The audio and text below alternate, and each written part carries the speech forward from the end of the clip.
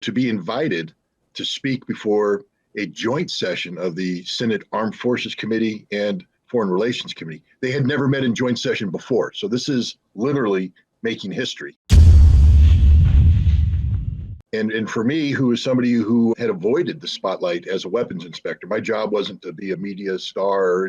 My job was to carry out inspections and stay out of the media. To suddenly be thrust into this grand stage. And, I'm somebody who takes the Constitution very seriously. I take government very seriously. And this was a huge, huge deal for me to be able to testify before the U.S. Senate. And I was warned ahead of time that this was going to become a very partisan political battle. And I was also warned that Joe Biden has a tendency to make things personal, and that my best option would be to just sit there and shut up while he speaks and not say anything. And if you look at my face, that's exactly what I'm doing. I'm just sitting there and shutting up. What I will say is this. He made his points that they were political. He was not happy with the hearing, not happy that I was being brought forward. It was originally intended that Madeleine Albright, the Secretary of State, and William Cohen, the Secretary of Defense, would testify with me. That would be three of us on the stage. They refused because they knew that I knew what I knew. And what I meant by that is, I wasn't some outsider. I had been to the State Department. I had been to the White House. I had been to the Pentagon. I had been in all the briefings. I was the insider. I knew everything. And so they couldn't sit there before the Senate and lie and spin that I would be there like the conscience they didn't want to admit they have, and remind them, no, you said this on this day. No, you said this on this day. No, you guys promised this on this day. No, you're lying, Madam Secretary. You're lying, Mr. Secretary. And so they opted out. And Biden wanted to cancel the whole hearings. He didn't want this to just be a stage where the Clinton administration would be attacked. My job wasn't to attack the Clinton administration. My job was to remind the United States Senate that back in 1991, they had supported a Security Council resolution calling for the disarmament of Iraq. And now the U.S. government was preventing the inspectors from doing their job. And I was holding that up to them. I was the mirror holding their own words, their own promises, their own guarantees in their face. And Biden was uncomfortable about it. It was a tough afternoon. I've operated at fairly high levels, but never in such a contentious environment before. So it was a unique experience for me. I will say this, Biden was attacked heavily by the media, by everybody afterwards. So he went over the bound. He was rude. He made it personal, and he wrote an op-ed apologizing, and then he invited me back to his office a couple weeks later. And we spent about an hour on a one-on-one discussion. He wrote me a nice letter afterwards saying it was a great discussion and that this was an issue that was going to continue to be of importance. And he had hoped that I would be able to talk with him in the future. Well, guess what, Joe? I tried talking to you in 2000, 2002. You didn't want to talk. Joe Biden doesn't want to talk. Joe Biden doesn't want to learn. Joe Biden doesn't want to have a conversation. Joe Biden wants to own the stage and chastise people, dictate to people, pontificate. That's who Joe Biden is, but at least that's who he was back then. But that was an interesting afternoon. I learned a lot about the U.S. Senate and how it operates, and about the politics behind the grand stage that's presented to the American people. Back in 1998, 1999, 2000, 2001, 2002, we didn't have Twitter. We didn't have, I can't remember if we had Facebook or not, but the way you got your information was via television, via radio. You could either watch, 24-hour news. You could watch the big three, ABC, CBS, NBC. You could tune into C-SPAN and get the actual hearing if you wanted to watch that. But, it took a little bit of effort for the American public to access information. And because it took effort, I think the American public was more discerning, meaning that those who were seeking to manipulate, manufacture, misinform had to actually work at it. They had to go through the motions of trying to, be responsible, trying to be objective, trying to get data out there. Telling the lie and selling the lie wasn't as easy as it is today. So I think that complex lies, and in ways it makes what they did much more nefarious, because it required, an effort to distort information, to manufacture consent as we speak. Today we have, the best we can hope for in terms of quality news is a 24-hour news cycle which delivers the antithesis of quality news. It's entertainment. It's reactive. It's not proactive. It's not informative. It's designed to catch your attention, hold your attention for 30 seconds, 3 minutes. And then we supplement this with social media. with Twitter, with Telegram, with YouTube, with Facebook, with whatever platforms people use. And it's instant gratification, instant information, instant analysis, which means that you can be instantly lied to, instantly manipulated. Data can be instantly manufactured. There's no effort. And we see this. We see, I mean, with this Ukraine thing, there's two things that have stood out to me. One, the National Security Council has admitted that they have deliberately declassified intelligence information so it can be released to the public, even though they know the intelligence information being released is wrong, inaccurate, not fully developed. They're releasing it not to inform people, but to shape perceptions. And then we get even more shocking when General Nakasone, the head of the National Security Agency, says not only does he immediately declassify and release information, this means that CNN, a ostensible news network, is literally nothing more than an extension of the American intelligence community, which we now know is not in the business of informing policymakers, but misinforming American citizens. That's literally what they said they do. They misinform us to create perception, not to discuss reality. That's the big difference. Back in the day, they had to work to tell the lie. Now they just lie. They admit they're lying, and there's no consequence. The American people are silent on this. Literally, this is one of the biggest issues that it is a frontal assault on democracy. Democracy is about an informed citizenry that can hold their elected officials accountable for what they do in their name. But when your elected officials just right up say to your face, we're lying to you. We're lying to you. We expect you to swallow the lie. We expect you to accept the lie without question. And the American people sit there and do that. They're just saying, okay, you're using CNN to feed us lies. Okay, it's not okay. Okay, everybody's allowed to be political. I mean, that's what makes this country great, I believe, is the ability to have different points of view and have civil discourse, debate, dialogue, hash it out so that people can be informed by all perspectives. I have no problem with her being on CNN, doing what she did, but then she transitions to the White House back under Biden, and I had a hard time saying, well, wait a minute, how do you make that transition so smoothly? And I'm supposed to believe you're objective, only to see that you transition back to mainstream media. It's this revolving door between government and what's supposed to be civil society. But we've seen that the barriers have been broken down.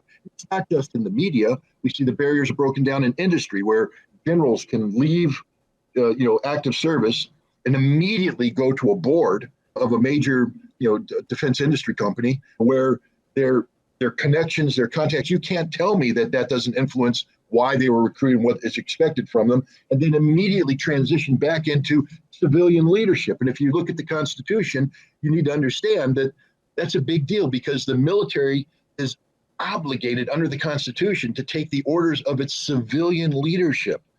We were never designed to be a military dictatorship. We were never designed to have a political military. Our military was always supposed to be apolitical, not getting involved in domestic politics. And yet when you have this war taking place where generals leave to industry and then go back to be civilian leadership, you have to understand that while the generals are trying to become generals, their thought isn't how do I best serve my country? Their thought is how do I best position myself to get into that revolving door, which means they've lost perspective, they've lost focus, they're not doing the job they were supposed to do.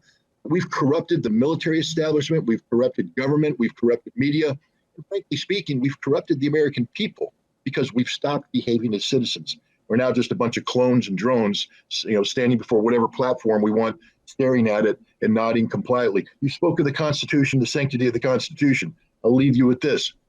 How do you defend that which you do not know? Because ultimately, the ultimate defender of the Constitution is the American citizen. The Supreme Court has said all along that the Constitution belongs to the people. It's up to the people to make that Constitution relevant. How many Americans here could take a test and pass the test on the Constitution? We require that of everybody who wants to become a citizen. If you're from a foreign country, you want to come to this country, you want to become a citizen, you have to take a basic test on the Constitution. It's a pass-fail. If you fail, you don't get your citizenship. How many Americans that were born in this country were gifted with the gift of citizenship, know their Constitution sufficiently to pass that test? And I'll put this out there. I'll bet you right now, without any study, 90% of Americans would fail that test, which means they fail as Americans. which means they don't qualify to be Americans except by their birthright. And this means that the Constitution is going to die a death of neglect. Because if we, the people who own this Constitution, who are supposed to defend this Constitution, through our actions as citizens, don't understand the Constitution, we're defending nothing. Before I resigned from the UN, I was very well linked, not liked, but linked to the US government. Mm-hmm. And the day I wrote my letter of resignation, it was known that I was going to resign. The CIA, for want of a better word, station chief out of the US mission in New York. There's a CIA officer there who advises the ambassador and coordinates with relevant UN agencies on matters of importance to the US government. His name was Larry Sanchez. I can say that now because he's no longer in active service. Nice guy. I like Larry. Larry and I got along well. We were friends, and we had worked for many years on a very difficult subject, which was trying to disarm Iraq. He called me and he said, "Are you going to deliver your letter to Richard Butler, the chairman?" I said, "Yeah, I thought about it. I have no choice. I have to do this. The U.S. government is interfering with my work, with the work of the inspectors. I can't do my job anymore in good faith, et cetera." He said, "Would you be willing to take a call from the National Security Council?" I said, "Sure, Larry, I'll take that call." So the call came in. It was from a senior guy. It wasn't the National Security Advisor, but somebody on the National Security Council. And he basically begged me not to resign. He said, "Look, if you resign, you'll destroy the inspections. The inspections don't work without you, and you'll create a huge political problem for us. We need you to stay." And I said, "Okay, look, I'm not in the business of creating problems for the U.S. government, but you have to understand why I'm resigning, and you have to respect that. Meaning that if I stay, you have to do something that changes the reasons why I'm resigning. You have to stop interfering with the work of the inspectors." And he said, "Well, that's going to take time." And I said, "So basically you're telling me that if I stay in, I'm still not going to be allowed to do my job?" "Well, we're willing to." I said, "It's a yes or no question." He said, "Well, no, you're not going to be able to do what you want to do. There will have to be changes." I said, "Well, then I have no choice. I have to resign." I hung up the phone. And Larry said, "Okay." I said, "You and I are friends. We get along well." He said, "But the moment you leave that door, our friendship is over because I'll never be allowed to talk to you again." I said, "Well, Larry, that's too bad, but you and I are both adults. We understand these things." And he said, "And I also want to tell you right now, the moment you walk out that door, the U.S. government's going to sick the FBI on you, and they are going to you in the for the rest of your life." I said, "Really? You're threatening me with the FBI?" He said, "I'm not threatening you, Scott. I'm CIA. I'm warning you that the guns are already loaded, the dogs are already on the leash, and the second you turn in that letter of resignation, they're coming at you with everything. They're going to ruin your life." And I went, "Well, I guess we're just going to have to see how that plays out." But I remembered that forever now, and literally, I mean, they are going to you in the. That is a quote from a senior CIA official warning me about what the Federal Bureau of Investigation, an American law enforcement agency, was going to do to an American citizen for exercising his legitimate right to oppose American interference in the work of United Nations inspectors. And you know what? Larry was 100% correct, because the FBI has spent the past 20 some odd years doing their best to me, and they haven't succeeded. I mean, they've made my life difficult at times, but here I am. They're not kicking down my door because we do have a constitution that still has some viability left in it. But I'm just saying that, that attitude, for instance, after I resigned, I couldn't get a job with any think tanks because one of the things the FBI did is immediately initiate an espionage investigation against me. They accused me of spying for the state of Israel, which is interesting because from 1994 to 1998, I was the chief liaison between the United Nations and Israel on matters of extreme sensitivity. But every single thing I did was pre-cleared with the CIA, meaning we had meetings with the CIA saying, "I'm going to Israel. This is what I'm going to do. This is the information that's going to be shared, et cetera." And the CIA knew this. The CIA chief counsel had written a letter to the FBI saying, "You guys do understand that Ritter's kept us in the loop, that this is, we know about this. He's not breaking any crimes." The FBI went, "Fuck you. We're charging him." They did charge Mary Jo White, the big name at the time in the Southern District of New York, who never lost a case, who never initiated a case that didn't end with a bad guy in jail. He initiated a case against me. And they were charging me with the crime that has the death penalty. The death penalty. Now, America doesn't put people to death, but imagine being a law-abiding U.S. citizen being told you're being investigated for a crime that if you're found guilty, the government could kill you. Now, I knew I was innocent. They knew I was innocent, but they started a process that was designed to A, deny me employment, and B, cost me an awful lot of money defending myself. They succeeded on both fronts. They denied me employment. Nobody would hire me. All the think tanks that said, "Hey, we like what you're doing. We'd like to bring you on." They were told, if you hire a guy who's under investigation from the FBI for espionage, you'll lose all of your U.S. government money, all that money that goes to subsidized think tanks. So Right. none of them would hire me. And then yes, I had to hire a lawyer because you don't interface with Mary Jo White pro se. You have to get a lawyer. Lawyers cost money, and over years, lawyers cost a lot of money. Eventually, the FBI dropped everything because they had nothing. But it took 5 years. It took 5 years for the FBI to drop that investigation. Not knowing how you're going to pay the bills next month, not knowing if your husband's if the FBI is going to kick down the door and drag your husband out, make him disappear, not knowing if you're going to be able to continue to be employed, because now, imagine going to work and turning on the TV turning on the TV at night and having Dan Rather say, Scott Ritter is under investigation from the FBI for espionage against the state of Israel. Then going to work the next morning and have everybody look at you saying, your husband's a spy. I mean, imagine that life. Imagine being kids going to school, having to, have people say, hey, you're a spy. I mean, it's tough, but you know what? I have one hell of a family. I have one hell of a wife. I have two fantastic daughters. And at the time, we also had my wife's parents from the Republic of Georgia. They were refugees because of the Civil War. It's a different story, but they were living with us too. And we had very supportive in-laws living with us. I had very supportive relatives and friends, people who knew me, knew this was garbage. And when you have a support network like that, you can get through just about anything. And believe me, I got through a lot. But I have a great support network that starts with my wife, starts with my kids, and continues on through friends and family. And I think I emerged stronger from it. Well, let's back up a little bit. Even back in the day, before pre-Twitter, I was hired by NBC to be a full-time on-air consultant back in 1998. And I can't, I don't know how they always do their contracts, but in my case, it was a 6-month recurring contract. And at one point in that contract, I was in the NBC, the Brain Trust in New York City, 40 Rock. And we were discussing, the next week's news cycle and all this kind of stuff. And they had a reporter named Claire Shipman. Sandy Berger, who was the national security advisor, would hold one of these White House briefings that was off the record, meaning that, it was an anonymous government source. And the purpose of the briefing was to set the stage for the week's news cycle, that he would highlight what's important, what's not important, what the U.S. government wanted to get across, et cetera. And all the compliant little White House reporters would be there, and they'd ask questions, et cetera. So I said, you guys want to play a game? They said, what's the game? I said, I'm going to give you a list of questions. Ask him these questions. It's a question tree. So ask the question. He's going to give you one of two answers. Depending on the answer he gives you, ask a follow-on question. And I guarantee within 5 questions, you will have caught him in a lie. And they were like, okay. So I gave it, and Shipman did it. And Berger got caught in his lie, and he got angry. And he stopped her. He said, I know Scott Ritter is giving you these questions. Of course he do, because you will be banned from these meetings. I mean, he's threatening to kick out the NBC White House correspondent from a meeting because she's asking questions. And I thought, when I heard this, being an on-air consultant, I don't know why they hired me, but they did. Same thing, 6-month contract. I was on Bill O'Reilly's show early on. I was on all the big shows because I was supposed to be the big name for this thing. And I come on the show, and he's like, next, Scott Ritter, former UN weapons inspector, is going to talk to us about how Iraq is reconstituting its nuclear weapons program and what a threat Iraq poses to the world. I started the Twitter account on a lark. My daughter, we were talking about a book that I had just had published. She said, the best way to get attention on the book is, open up a Twitter account and start talking about your book. People follow you and all this stuff. I went, I'm not into that. I don't want to do that. She said, no, you got to do it. So I started the Twitter account.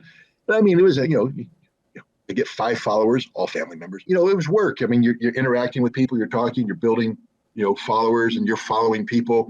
And after a couple of years, I think I was, resting at around a solid 12,000 followers. And I don't know. I mean, Elon Musk has said many of those are bots, and many of those probably were bots. So I don't know how many legitimate people they were, but it was a solid 12,000 follower account. And then the war starts. And I started saying things, I started publishing things, and people are paying attention to it. And the account is growing, 20,000, 30,000, 40,000, 60,000, 90,000.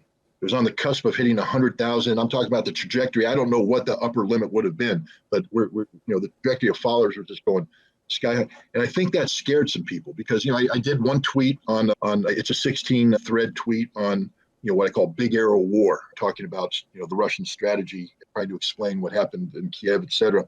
If within 2 days it had what's called 3 million, that apparently scared whoever runs the algorithms, because Right after that, they banned me. And what they banned me for, I didn't violate any rules. The rule they listed was that I was harassing people. I wasn't harassing anybody. The violation makes no sense. But I think basically the Twitter, which had taken a very pro-Ukrainian stance, found that I was a threat to that stance, and so they silenced me. And I continue to be silenced.